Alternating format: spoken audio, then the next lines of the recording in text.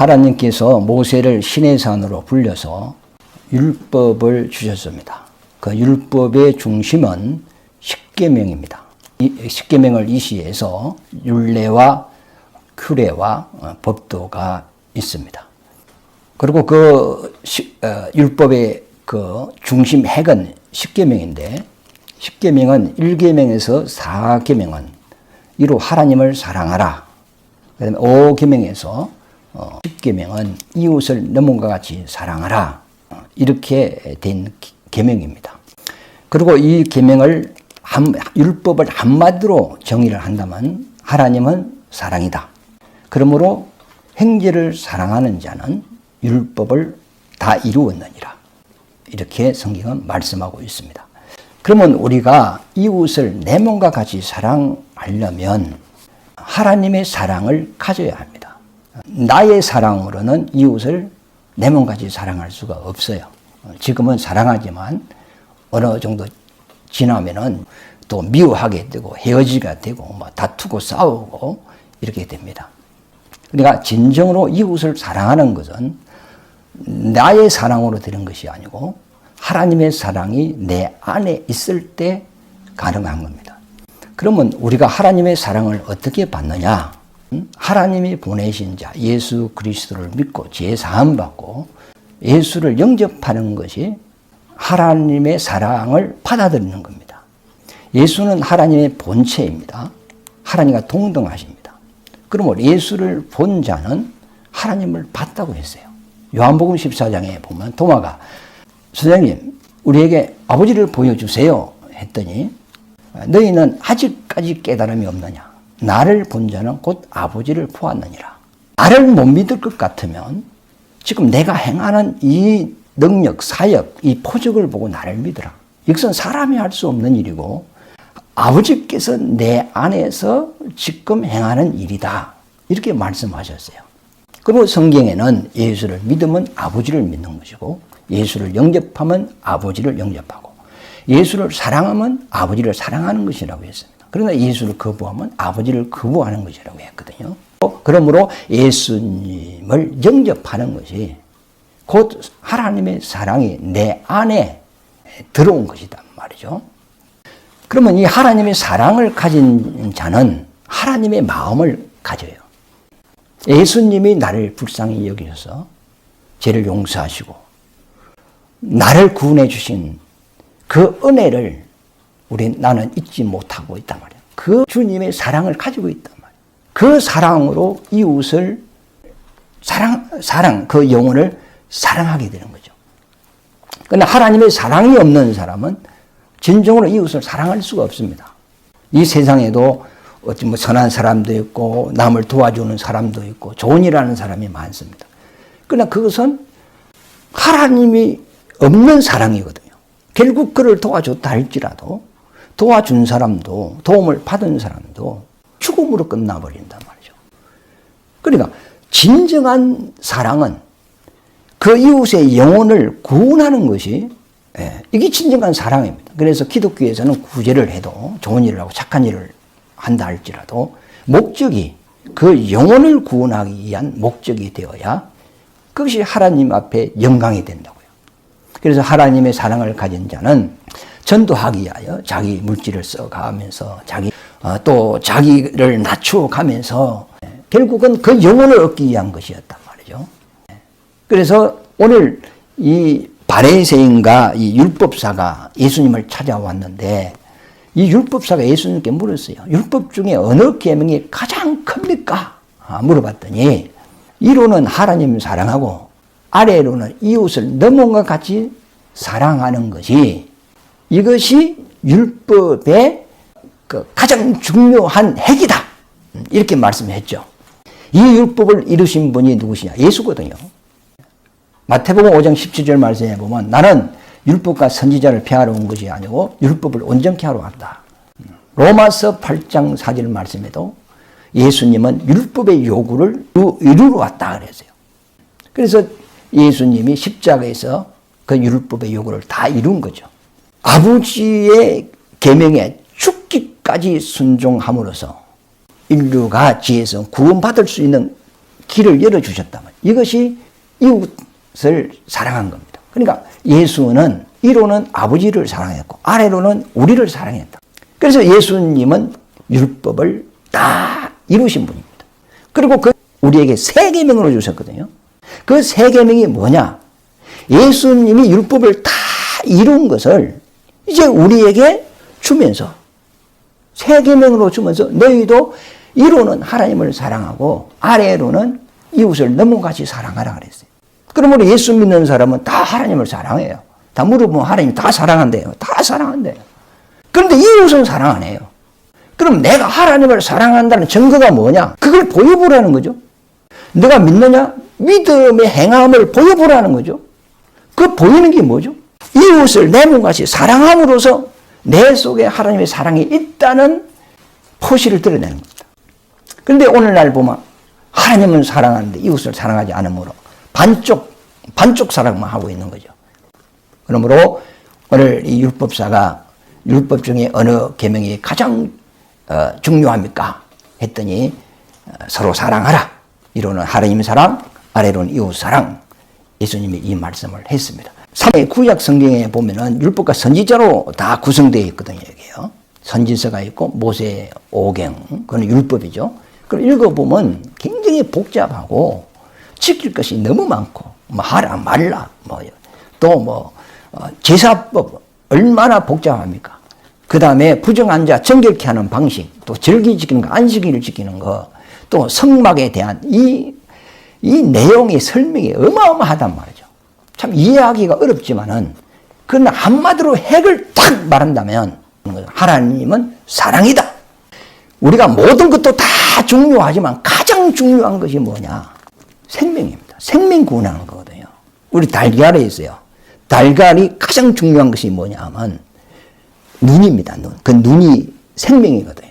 껍질보다 중요한 것은 흰자고 흰자보다 더 중요한 것은 노란자고 그 노란자보다 더 중요한 것은 노란자 위에 보면 조그마한 깨알보다 적은 것이 하나 있습니다.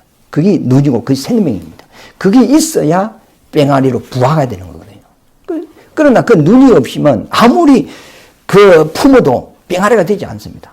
이와 마찬가지로 성경에서 가장 중요한 것이 뭐냐? 하나님이 우리에게 생명 주는 겁니다. 그래서 하나님의 사랑이 자기 속에 있다면 상대의 영혼에 하나님의 생명을 주고 싶어서 그 영혼을 불쌍히 여기고 하나님이 나를 불쌍히 여기서 나를 구원해 준 것 같이 나도 하나님의 그 사랑을 가지고 그 이웃의 영혼을 불쌍히 여기고 저 사람이 하나님의 생명을 받지 않으면 결국은 죽고 만단 말이에요. 사망으로 끝나버린단 말이에요. 그래서 그 영혼을 불쌍히 여기는 주님의 마음을 가질 수밖에 없어요. 그래 오늘 여러분 속에 하나님의 사랑이 있는가 확인을 해보세요. 그 하나님의 사랑은 나를 지어서 구원한 사랑이에요. 그 사랑이 여러분 속에 있다면 여러분도 이웃을 함부로 보지 않습니다. 내가 저 영혼을 전도해야지. 저 영혼을 구원시켜야지. 천국 가게 해야지. 그런 어떤 생각을 갖게 됩니다. 그럼 그것이 주님의 마음을 가진 자라 이렇게 우리가 부인할 수가 있습니다. 41절 말씀에 보면 그리스도가 누구의 자손이냐 이렇게 물었죠. 그랬더니 바리새인이 다윗의 자손입니다 그랬어요. 그러면 시편 110편 1절 말씀에 보면 여호와께서 내 주께 말씀하시기를 내 원수를 내 발등상 되게 하기까지 너는 내 우편에 앉아 있으라 하였다. 다윗이 그리스도를 주라고 말을 했는데 어찌 그의 자손이 될 수 있느냐? 예수님이 물어봤더니 바리새인이 대답을 못하는 거예요. 그러니까 예수님은 다윗의 자손으로 오셨으나 예수님은 누구시냐? 천지를 창조하신 분. 곧 하나님이시라는 겁니다. 다윗은 성령에 감동이 된 사람인데요. 그래서 이 시편이라는 이제 하나님의 말씀을 기록하셨어요. 근데 다윗이 성령에 감동되어서 본 것은 예수님이 아버지와 함께 계시다가 그분이 그 영광의 몸을 벗어놓고 이 세상에 사람의 몸을 입고 오셨단 말이에요.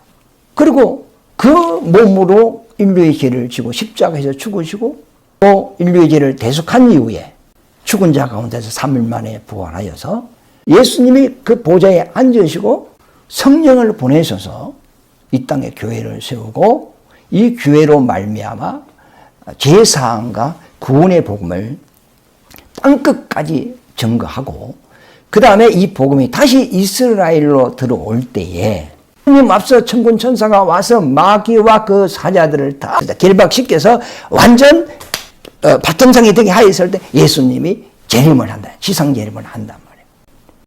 이 땅이 하나님의 나라가 되어서 천년 동안 주님이 만왕의 왕으로서 통치하는 것을 다윗은 천년 전에 본 거죠. 성령의 감동으로. 모세는 천지 창조하는 것을 성령의 감동으로 직접 기록한 사람입니다. 그러니까 몇천 년 전에 모세가 태어나기 몇천 년 전에 있었던 일을 너무 상세하게 이 천지 창조를 기록했단 말이에요. 그 다음에 요한은 세상 종말에 일어나는 몇천 년 후에 일어날 마지막 때 일어날 그 하나님의 그 일을 계시록에 이렇게 기록을 했단 말이죠. 그리고 우리는 이제 우리가 성령에 감동되어서 천국이 있다는 것도 알고 예수님이 곧 오신다는 것도 알고 우리가 부활할 것도 알고 내세가 있다는 것 우리가 눈으로 안 봤지만 하나님의 영으로 그걸 우리는 안단 말이에요. 물질 세계는 시공간이 있어요. 그러나 영의 세계는 시공간이 없어요. 그러니까 천지 창조가 오늘같이 보이는 것이고 종말이 오늘같이 생각되는 것이고 주님이 오시는 것이 오늘 올 것 같은 그런 그러니까 시간 차이가 없이 이 말씀이 오늘 내게 역사하는 말씀으로 하나님의 말씀은 어제나 오늘이나 동일하다 그랬지 않습니까? 하나님의 역사도 동일하단 말이죠. 그게 영의 세계단 말이죠. 그런데 지금 우리가 영에 감동되었다면 주님이 곧 오실 것 같은 마음이에요. 그러니까 항상 주님 앞에서 사는 거예요. 주님과 나의 시간 차이가 없어요. 그 다윗은 주님이 보좌에 앉아 계시는데 언제까지 앉아 계시느냐? 아버지께서 그 원수를 발등상 되게 하기까지 앉아 있는 것까지 다윗은 성령의 감동으로 본 것이단 말이에요. 그런데 이 바리새인들은 그리스도가 누구의 자손이냐? 다윗의 자손입니다. 이것밖에 모르는 거예요. 그러나 사실은 예수님은 다윗의 자손으로 오셨으나 다윗보다 먼저 계시는 분이고 천지를 창조하신 분이고 하나님이시단 말이에요. 그러나 다윗보다 크신 분이다. 다윗이 그리스도를 천년 전에 그 환상으로 보고 내 주여 이랬단 말이에요. 그러니까 바리새인들이 성경에 감동되지 않는 사람들이죠. 마태복음 9장에 보면 소경 바디메오가 있습니다. 예수님을 향하여 다윗의 자손이여 나를 불쌍히 여겨주세요. 이랬을 때 내가 그럴 줄 믿는 자 믿나이다. 내 주여 믿나이다 그랬습니다. 성경에 보면 내 주여 그랬습니다. 주여라는 의미는 주인, 임금, 왕, 나의 하나님 이런 의미거든요. 당신은 나의 하나님이십니다. 나의 구원자이십니다. 나의 왕이십니다. 비록 다윗의 후손으로 오셨으나 당신은 다윗보다 크신 분이고 천지를 창조하신 분이고 나를 지으신 분이고 곧 나의 하나님이십니다. 나의 주인이십니다. 바디메의 믿음의 고백이 확실하지 않습니까? 바리새인보다 고백이 더 확실하단 말이에요. 그리고 우리가 이 성경은 성령의 감동이 아니면 이해할 수가 없습니다. 이 말씀은 세상 이야기가 아닙니다. 영적인 이야기거든요. 세상 박사에게 성경 갖다 주고 해석해 보시면 못합니다. 22장 29절에 보면 예수께서 대답하여 이르시되 너희가 사두개인을 이야기하는 거죠. 사두개인은 유대인입니다. 유대인으로서 사두개파에 속한 사람이거든요. 이 사두개파는 영도 없고 천사도 없고 내세도 없다는 이런 사람이다. 성경 율법을 보고 이들이 그렇게 믿고 있는 거예요. 내세 없다 이 말이죠. 그러니까 너희는 성경도 하나님 능력도 알지 못하는 거로 오해하였도다. 성경을 막 자기들이 해석을 했어요. 그러나 성경을 오해했다는 거예요. 바리새인들은 율법을 지킴으로 우리가 어려워지고 천국 갈 수 있다. 이들도 하나님의 율법을 보고 오해했어요. 제대로 못 깨달았단 말이죠. 오늘날도 우리가 성령의 감동으로 성경을 이해하지 못하면 이 성경을 오해할 수 있어요. 잘못 해석할 수 있단 말이죠. 총회장이라고 성경을 아는 거 아니고 신학 박사라고 아는 거 아닙니다. 이 세상에 아주 명석한 지식인이라고 아는 게 아니다. 오직 성령의 감동을 받았을 때 이 성경은 이해가 되는 것이다. 그래서 예수님의 제자들에게 말하기를 성령이 너에게 임할 때까지 예루살렘을 떠나지 말고 기다리라. 너 성령을 받지 않으면 너 내 일을 할 수 없다는 거죠. 3년 6개월 동안 주님과 동고동락하면서 예수님이 하시는 모든 일을 처음부터 끝까지 다 봤어요. 죽는 일, 부활하는 일도 다 봤고, 또 이 공감복음에 말씀하시는 이 내용을 직접 눈으로 보고 체험한 자들이 이 12제자단 말이죠. 예. 근데 그걸 들었어도 그게 의미가 뭔가를 몰랐거든요. 그러나 너희에게 성령이 임하면 너희에게 권능이 임할 것이고 나의 정인이 될 것이다 그랬어요. 그러니까 성경을 우리가 100독을 하든지 200독을 하든지 참 유익한 것이죠.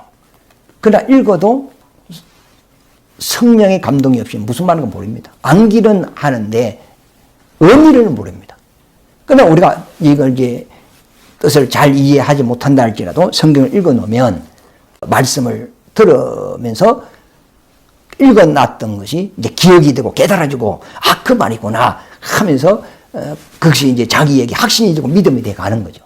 그러나 전혀 성경을 읽지 않는 사람은 말씀을 들어도 이 깨달음이 없고 와닿는 부분이 적은 거죠. 하여튼 우리는 우리가 성령의 감동이 되어야 되는데 이 말씀을 우리 깨달아야 되잖아요. 그러기 위해서는 주님을 자꾸 사모해야 돼요. 자꾸 하는 거 물어봐야 돼요. 이게 무슨 의미입니까? 이게 무슨 말입니까? 이해가 안 됩니다. 하나님, 이거 좀 나한테 설명해 주십시오. 하면서 자꾸 하나님께 물어야 됩니다. 그래서 두드리는 자에게 열리고 찾는 자가 찾을 것이고 구하는 자가 얻을 것이라 했거든요. 이 우리가 하나님을 멀리하면 하나님도 우리를 멀리하고 하나님을 우리가 가까이 하면 하나님도 가까이 한다는 거예요. 그러니까 하나님을 자꾸 하나님을 가까이 하고 또 성경 보면서 하나님께 물어보고 이렇게 하면 하나님이 순간순간 또 열어주시기도 하고 또 어느 때 갑자기 그걸 깨닫게 하기도 하고 그러면서 우리가 성경을 깨달아가는 것이거든요. 그래서 하여튼 이 성경은 영적인 말씀이라는 거. 우리가 육적으로는 우리 이해할 수 없다는 거. 그래서 바울이 고린도후서 5장인가에 보면은 내가 지금까지 예수를 육으로 알았으나 이제부터는 영으로 알겠다. 이런 이야기 하는 거죠. 우리가 예수를 육으로 알면 뭐 나사렛에 살았다. 목수 아들이다. 뭐 십자가에 못 박혀 죽었다. 세상으로도 싫어 버림바 당했다. 육신으로 보면 뭐 거기잖아요. 그래서 헬라인은 십자가를 가장 미련한 것으로 본다. 이것은 육으로 본 거거든요. 그러나 하나님의 능력으로 본다면 예수는 하나님의 아들이고 우리 구원자이시고 부활하신 분이고 또 보좌에 앉으시다가 또 다시 우리를 재림하여서 우리를 데리고 천국 갈 분이고 이제 영으로 보는 거죠. 자, 41절 읽어보겠습니다. 41절. 바리새인들이 모였을 때 예수께서 그들에게 물으시되 너희는 그리스도에 대하여 어떻게 생각하느냐? 누구의 자손이냐? 대답하되 다윗의 자손입니다. 이르시되 그러면 다윗이 성령에 감동되어 어찌 그리스도를 주라 칭하여 말하되 주께서 내 주께 이르시되 내가 내 원수를 내 발 아래에 둘 때까지 내 우편에 앉아 있으라 하였느냐. 45절. 다윗이 그리스도를 주라 칭하였은즉 어찌 그의 자손이 되겠느냐 하시니 한마디도 능히 대답하는 자가 없고 그날부터 감히 그에게 묻는 자가 없더라 그랬습니다. 예수는 다윗의 후손으로 오셨으나 그분은 다윗보다 크신 분이고 우리 하나님이십니다. 그걸 믿으시기를 바랍니다.